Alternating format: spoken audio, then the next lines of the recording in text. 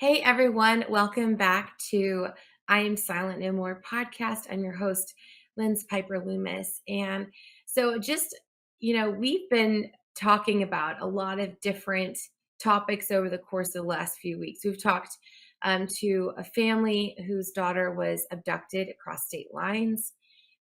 Thankfully, she was found 3.5 days later in Florida. We've talked to former FBI agent Steve Friend, and we're talking to candidates and we're talking to people who really are done with the status quo and the war against our children, in addition to the weaponization of government against our people here. So today we're welcoming back Kyle. Kyle Hollis is the father of Emily Hollis, who went missing on February 15th. So, Kyle, we are just welcoming you back. I said we got to do part two. Because I feel like you didn't have enough time to really go into the other side of what's been going on. So welcome back, sir. Thank you. Thanks for having me back. Yeah, we just personally, there's so many of us that are cheering you on, and I will do everything I can to help you guys connect with people and figuring out what we need to do, to help the investigation for Emily, so she gets justice, and so that this doesn't happen again. I know when we picked up, we were talking about the your 12-year-old daughter and the 16-year-old who will be 17 this year were found. They actually got stranded. They ran out of gas in Jacksonville, Florida. And the state trooper knew that these kiddos were missing, like that she was missing, and why? Because there had been finally a missing persons report out for her. And so just going to ask you some questions. If there's questions you can't answer, feel free to not answer it. Just say we can't answer that right now, and that's totally fine. Okay. But did this state trooper ask your daughter if she was okay, or did he ask her, or she? I don't know if it was a male or female. I'm sorry. Did this state trooper actually do any type of questioning as to what had been going on since she had been missing? Nope. No, he didn't ask her anything, really. From what Emily has told us, he asked no questions, just basically, who are you? And because they already knew, he already knew who they were when they got him into the vehicle. But after that, he didn't really ask any questions. From my understanding, the officer had never, this was his first encounter with a missing child. And in a situation like this, so it was new to him dealing with the child. So, not only that, but did he, or I guess it is a male, did he put both of your daughter, the victim, and the one of the perpetrators? This was only one perpetrator. Did he put them both in the back seat together? Yes. So he put the victim with the person that abducted her, that groomed her and abducted her. Interesting. So obviously they need more training in the law enforcement area, which I know down in Florida, there's been quite a bit of training, because I know a lot of the people boots on the ground, but apparently they need some more. And to this day, to this moment, this day, of course, I haven't asked you this to, update. Has there been any attempt from this state trooper or from Jacksonville to set up an opportunity to ask your daughter any questions from that time? No, there's not yet. So the investigation that's happening in Florida is with sex crimes. It's not with like a trafficking division or anything. It's with the sex crimes division. So the last I talked to the investigator, she said that she would be asking Emily some questions once the forensic interview comes in, and which they just recently got. So once she goes over that and reads it, and watches the video, she will be asking Emily some questions. Interesting. And I just think I'm thinking to myself, the longer that they wait, right? Um, that's not good. They need to get to the bottom of this. In fact, when just in our own discussions, we found out that this is not the normal protocol, that they should have the protocol is they should have asked her questions, because we found out that she had been also taken to a house there where they were Hmm. dealing drugs, and there was all adult males there. The sexual groomer that pulled her across the state lines, who I believe personally should be tried as an adult.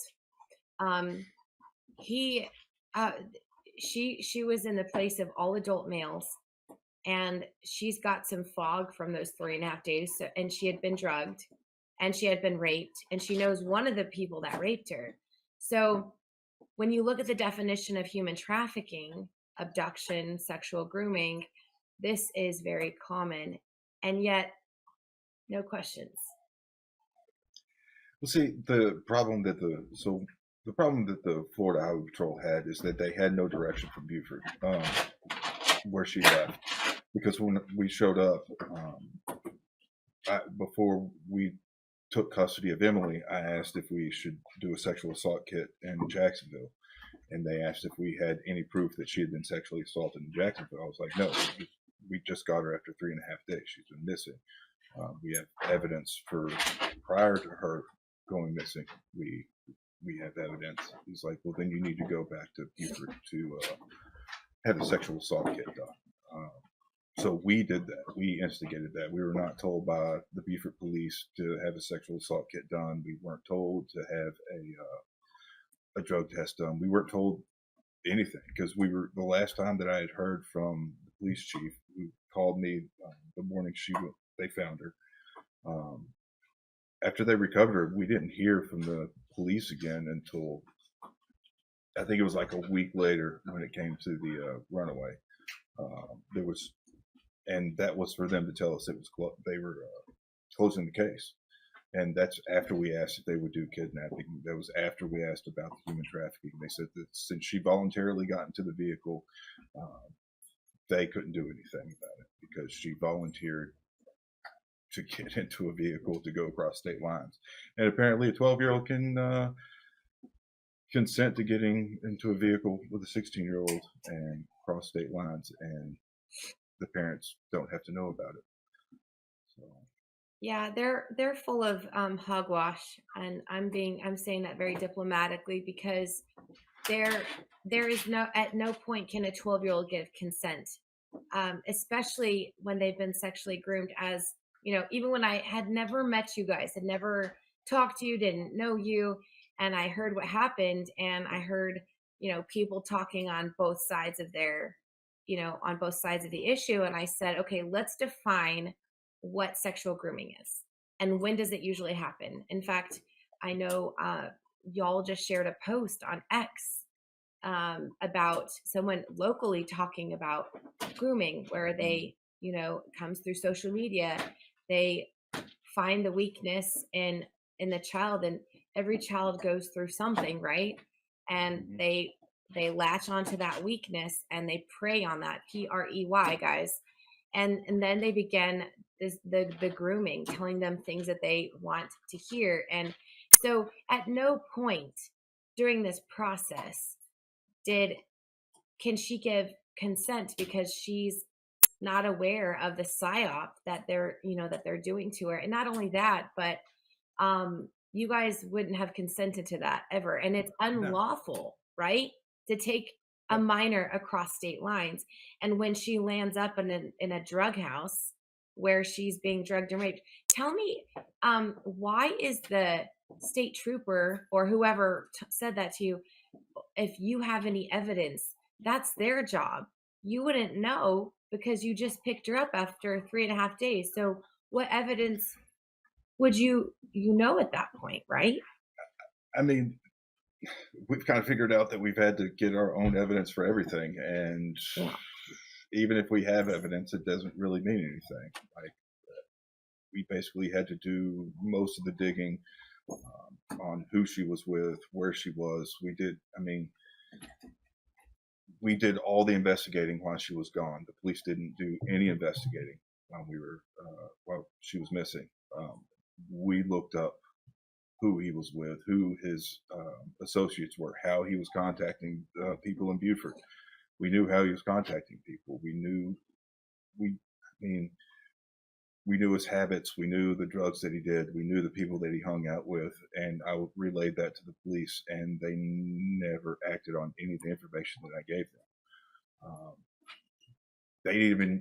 There was an instance that they didn't react when I got a notification that there was a flock hit, and in Jackson, I think it was University Boulevard. I had gotten a flock hit that my mother-in-law was on the phone with them, and she called me and let me know that there was a flock hit. They needed to call a specific lieutenant at a certain number, and so they can get a bolo out, because this is Beaufort's where the case started. So everything has to come out of Beaufort.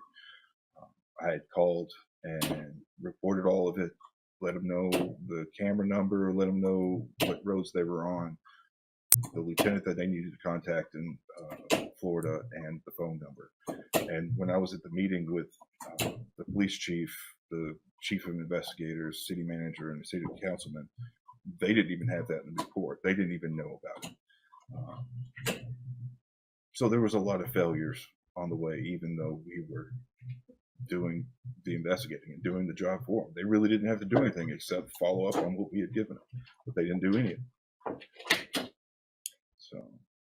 So then, we've landed, I think, I'm checking my date here, guys. I want to make sure I got the right date, but you guys hear Esther in the background. She's keeping herself busy. It's the 21st of April. So to this point, have any charges been brought to the 16-year-old or anyone else? Yes, there are charges. There's 3 criminal sexual conduct, second degrees, and 1 third degree that has been taken to the solicitor's office. The solicitor's office hasn't done anything with it yet. They have to meet with the head of their people, and then we'll find out.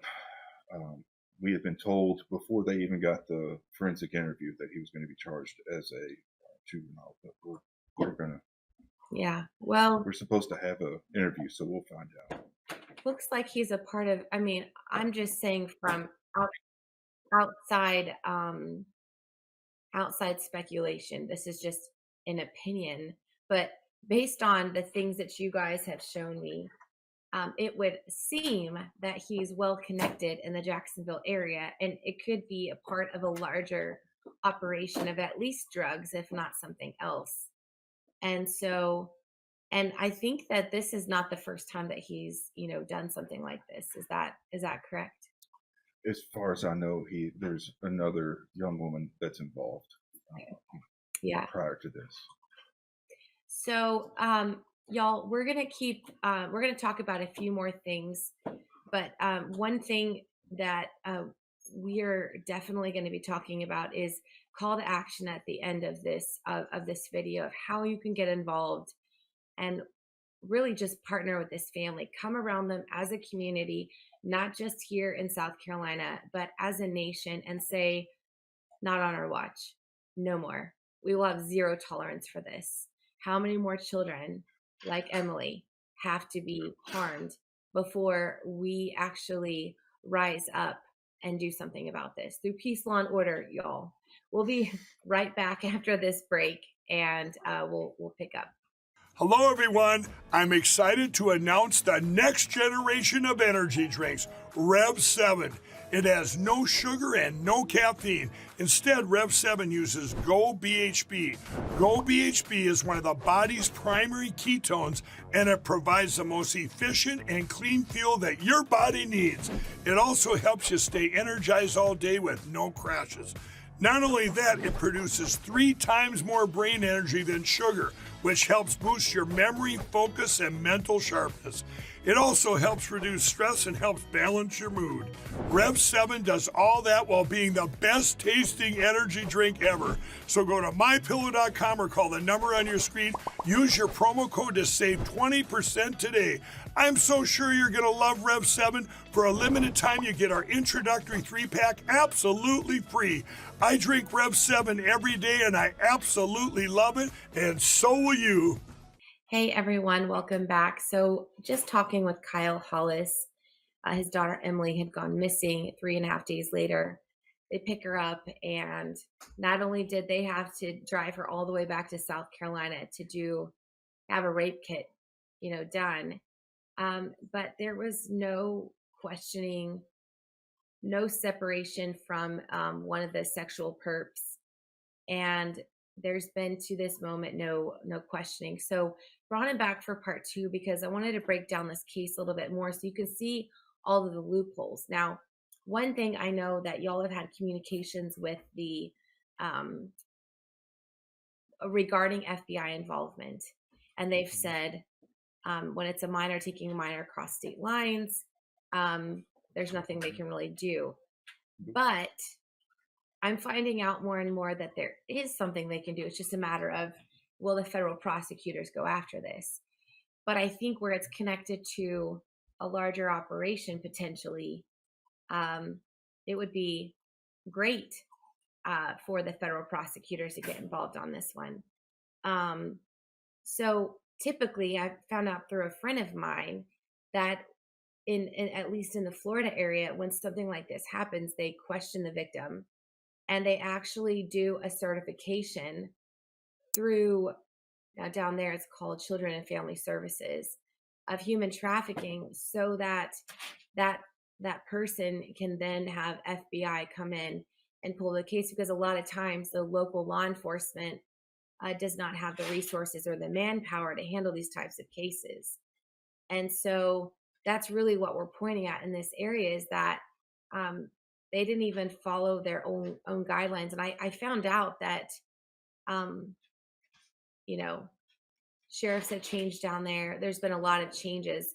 They used to have a really good human trafficking task force. I don't know if it's back up and running, but where are you at with the solicitor's office at this point? What are they still sitting on these charges? They've not done anything yet.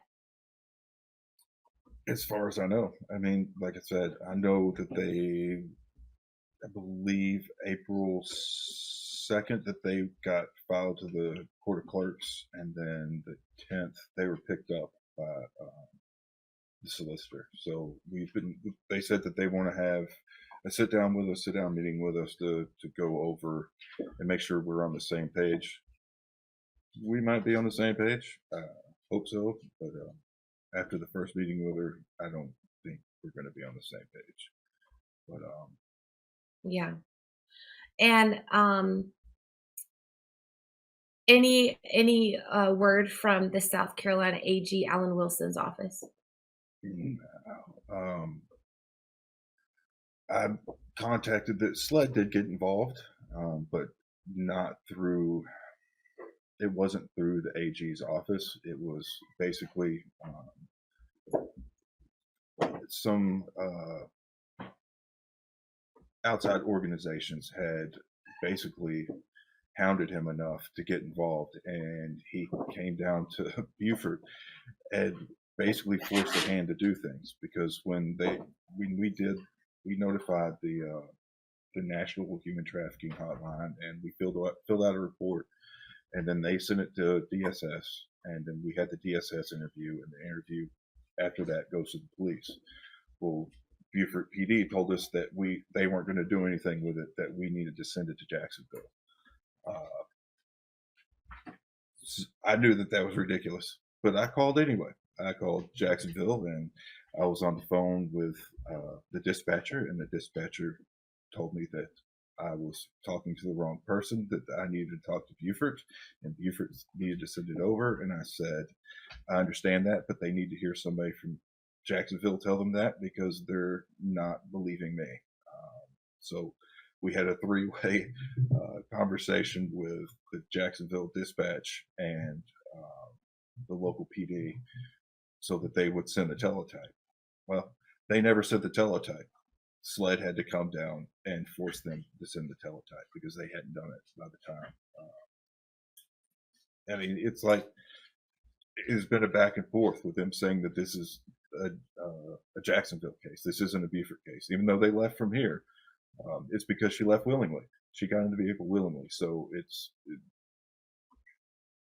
nothing. It's like nothing matters since she got into the vehicle. And this is a Jacksonville case and a Beaufort case. And you would think, both sides have to do their own investigation, right? And correct.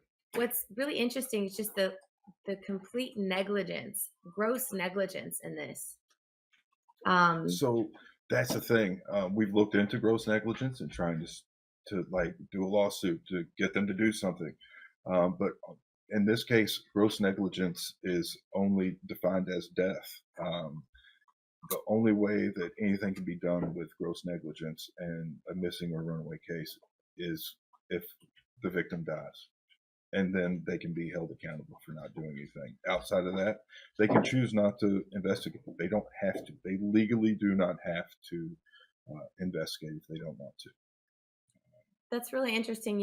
With our team, when we talk to myself as a survivor overcomer of trafficking, and I'm sure your daughter would be able to give her own interpretation of this, but multiple survivors have said that worse than dying is reliving that moment over and over and going through that. And I'm so glad that Emily's alive, and I'm glad to be alive. I'm very thankful for those moments, but it's not something that dies. Like I personally believe in full healing by the blood in the name of Jesus. And the only reason I'm here and I believe Emily's here is because of God and his hand. But that doesn't negate the fact that these things happened. I just wonder, I would never wish anything to happen to anyone, but I wonder if this happened to one of their family members, would they think differently? Would they operate differently? I always absolutely. I say that to them, like, what if this was your kid, your daughter, your son, and then, Alan Wilson is so big on, we have this huge task force. We have over 800 entities. It's a good thing that human trafficking numbers have come up over 450%. He said it himself, got on recording. And, the protocol is that anything involving kids comes straight to my office. But in this case, just like usual, he's a do nothing attorney general. He really doesn't care about this, because if he did, the local PD is just filing it as another runaway. They're filing it as just another kid who took off. That's literally what they're doing. There was nothing untoward. They just ran away 2 states away. Well, my goal is that we can tell Emily's story for her. You as the dad can tell her story, and we can get this story out, and we can tell people that we will not tolerate this anymore through peace, law, and order. I'm not asking people to get out and torch anything. Okay, just to clarify that, because people do weird things all the time. But one thing you guys have brought forward are these petitions. And I want you to kind of share with me what you and your wife are doing with these petitions. So the first petition is the runaway, changing the name from runaway to missing. The term runaway has a huge stigma to it. When I first heard the term runaway, I would think of just some kid. For me, it's just some kid running down the road that hates their family and doesn't want anything to do with them, or it's like a problem child that of course they ran away. They're hooked on drugs or whatever. But that's not the case. That's not always the case. They're either running from something or running to something, and if they're not where they're supposed to be, they're missing. Like, my child wasn't home. She didn't run away. She was missing. She wasn't where she was supposed to be. Just because the police said she was in Jacksonville or they got hits in Jacksonville doesn't mean that's where she was. That she could have left and moved on at any point in time. And just the missing has much more meaning and is more of a correct word to use instead of runaway. Yeah. So that's the first one. The second is Emily's Law, where a 16 or 17-year-old can be held accountable for taking a 15-year-old or younger across state lines without consent, because it is legal for them to do it right now in South Carolina. It's legal for a 16 or 17-year-old to take a child across state lines, even though a 16-year-old has a lot more privileges than a 12-year-old. A 16-year-old can get a driver's license. It can make its own medical decisions. There's like a huge list of things that they can do that a 12-year-old can't or a 15-year-old can't. And for some reason, a 16-year-old can legally take even a 6-year-old across state lines and without consent, and it's perfectly legal. And that needs to change, because that was the big thing with us, is that how can a 16-year-old take my daughter across state lines without our consent? We didn't even know they were a thing. We didn't know they were boyfriend or girlfriend. We didn't know any of that. And it be legal to cross state lines. And that needs to change. There's a lot of things when it comes to runaways or missing children that need to change. And that's just one of them. It should be mandatory. That another thing we're going to go into after this is it should be mandatory that if a child goes missing, that the police have to question them. They need to question them no matter what when they get recovered. You don't know why they were leaving. You don't know anything. They could have came out of a family that they were getting beaten. They could have been sexually assaulted. Could have been like my daughter. It could have been groomed into being trafficked. It could have been anything. But like with my daughter, they never questioned her. They never asked what happened when they were gone, when she got back. It was just, I should just be okay with her being back. That should be all that matters. When there's more to it than that. We are active parents. It's not like we're bad parents that beat our kids and like starve them or whatever. Like they get pretty much whatever. When my son just came back in from riding his electric scooter down the road, like it's, my kids don't have to want for much, and what they do want for, they don't need. So it's, I know every situation is different, but there needs to be a lot of reforms when it comes to missing children. It would stop the trafficking. I think the percentages would go down if procedures were changed. Yeah, absolutely. I mean, all of these things are valid points. So what we're going to do before we kind of come back to this law, Emily's Law, and a couple of the petitions you mentioned, we're just going to take a quick break so that way we have a good clean we can come back into this next segment. It'll give you more time to process and give us some more information. So y'all, thank you so much for tuning in. We'll be right back after this. Everybody, it's Annie Cyrus. Welcome to my art studio where all the magic happens. This is the station for painting, and that is the station for all the resin art I do. If you want to check out my art, all you gotta do is go to lutfstudio.com.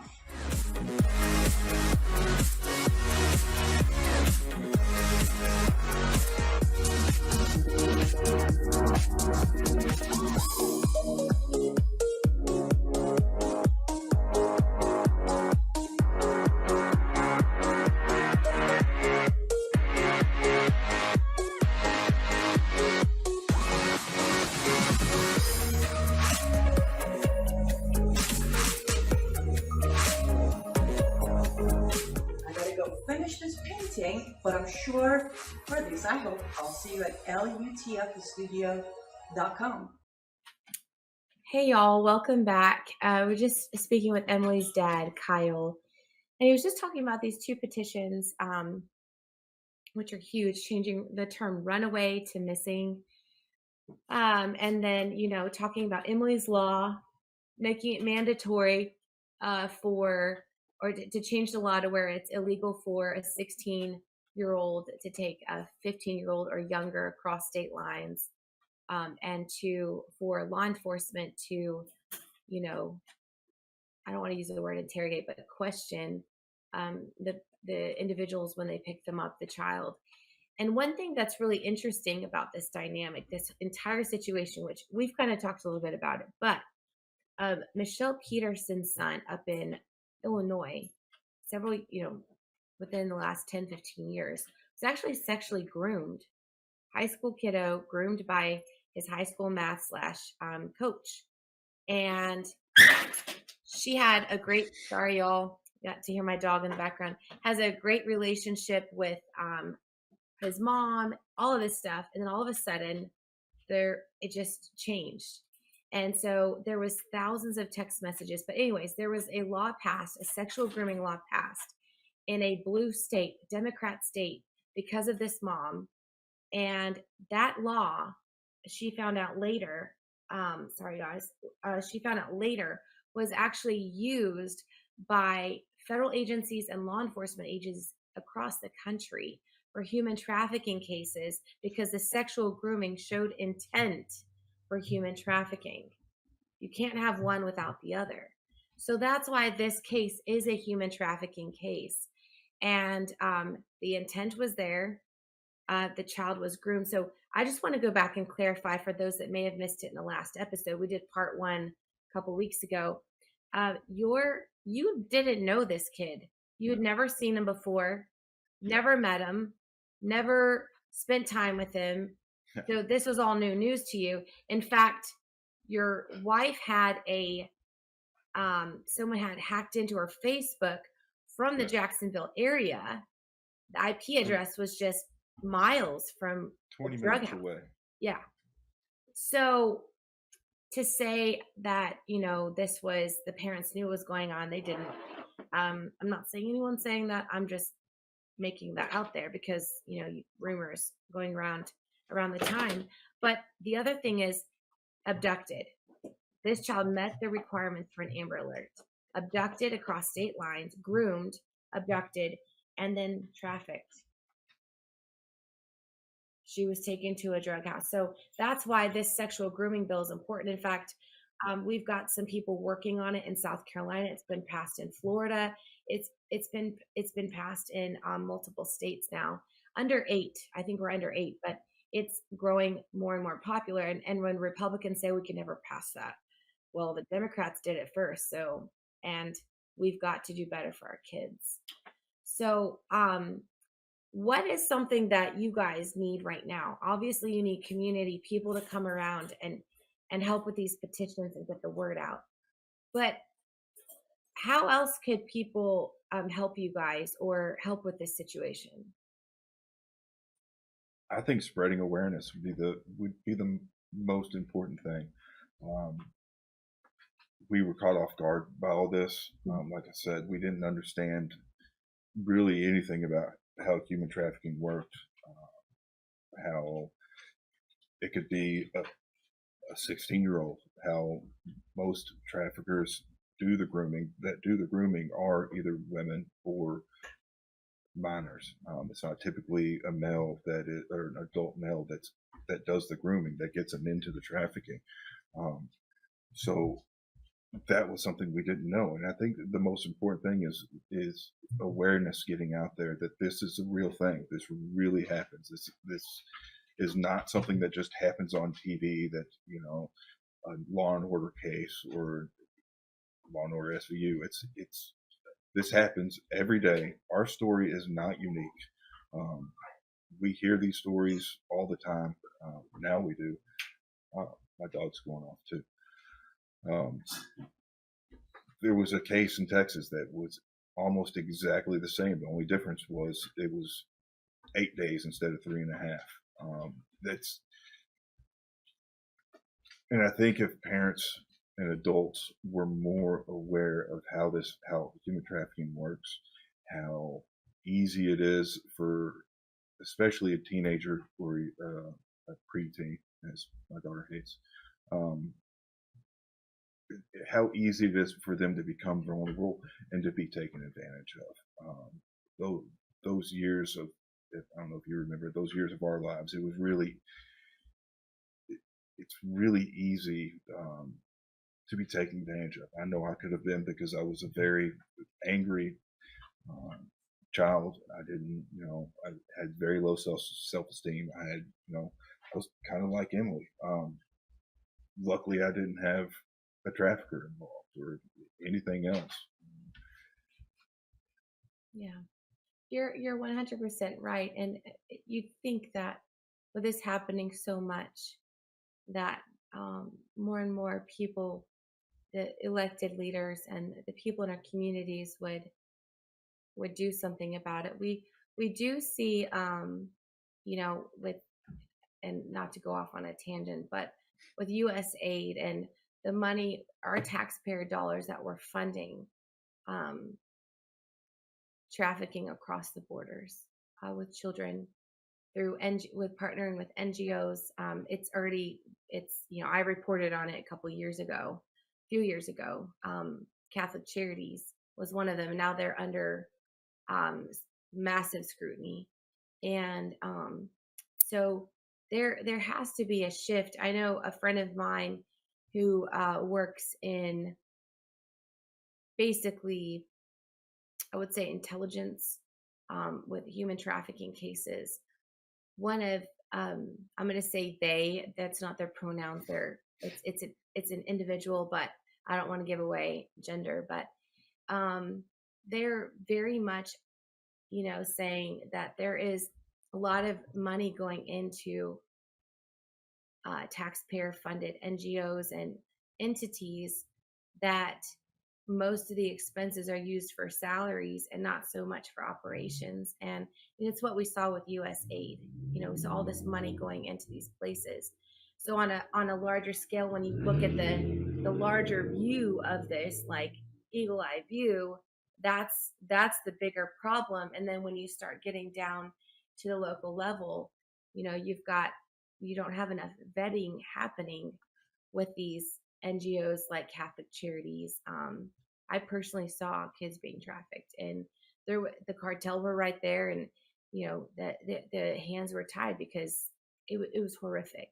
So now we see that shifting, but still there has to be a shift in where this money is going. We've got to have oversight, no earmarks for these types of things, in my personal opinion.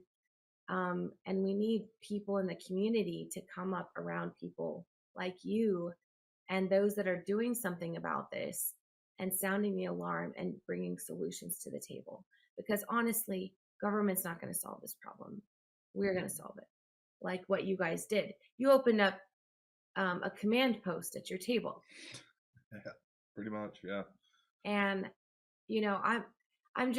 I'm blown away. I mean, I'm blown away by y'all's tenacity, and I mean that in a nice way, not negative tenacity, and just really inspire. You took something that was horrific and you're running with it.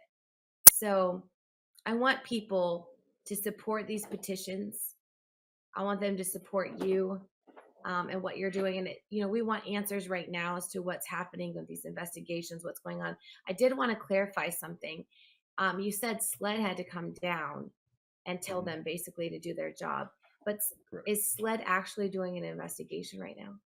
It has, as last week, they have not been invited, and the only way they can get involved is if the local agency invites them, or the solicitor office hands it over to them. That's hopefully going to be a part of our meeting. I don't know. SLED was just made aware of what was going on, and they made the decision this officer. It was just really just one special agent that decided to get involved and come down to see what was going on. He did see some red flags, but he made sure that the teletype did get sent to Jacksonville because it hadn't been sent yet. So it's ridiculous that he had to get involved. They had to get involved in the first place. It's ridiculous that they won't investigate this end of it. You mentioned the tenacity. I think the hardest part about this is keeping the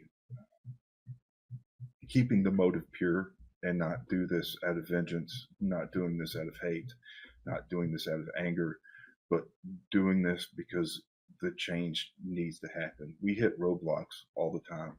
It's not like this is something that is easy to do. I'm sure you know that.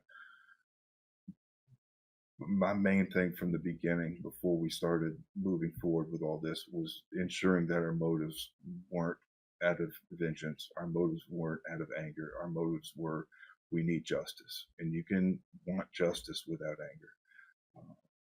We want justice for our daughter. We want justice for every other child that has gone through this, any other and the future children that are going to go through this. This does not need to happen. Yeah, absolutely. So that's, like I said, it's keeping the tenacity can be difficult, but as long as we keep our motives pure, it has made it a lot easier. Yeah, that's what I love about y'all. I really do. And y'all, we're going to continue. There's some, things that I'm sure will come forward as they're able to release them. But the big thing is to go to their X account on X, formerly known as Twitter. You've seen that handle up on your screen. Go there, follow them, share with them the story. Share their story and get involved with them. If you're not in the same county, it doesn't matter. You can help. And, there's going to be the opportunity to look at legislation and things like that, because I know there's legislators looking at this. So thank you so much for joining me here. And we really appreciate you. Love your family so much. I'm so thankful Emily's okay. Thank you for having me. I really appreciate it. Absolutely. Y'all make sure you go and you connect with them on X, please. And thank you. God bless you and God bless America.